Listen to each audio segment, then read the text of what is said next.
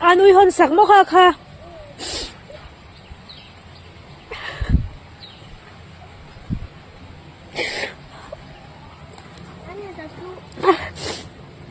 Ano tatur mo? Oh, sana law ay may ang tiro.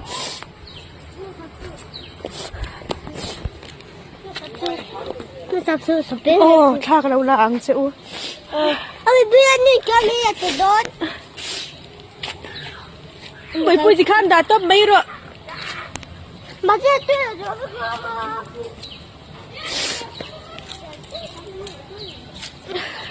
Oh, tikan daro, pwede.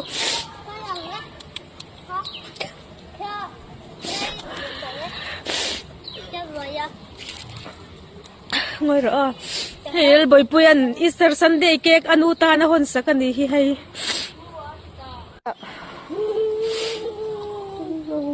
Ano kan cake, aduit ay hon sa kamo?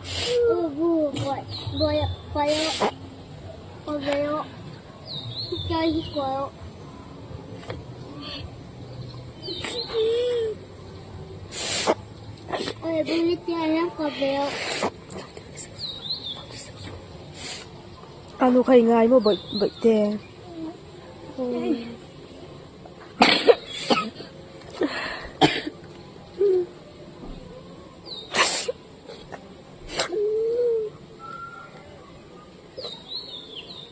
Ano kan cake le artu ya doy ti ay hon sakwe mo.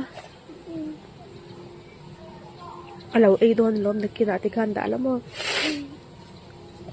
An ma mo. So la dam day ni ka. Kay manin kan duat doon si kan hoto doon mi ila om du em. Ila om du ma.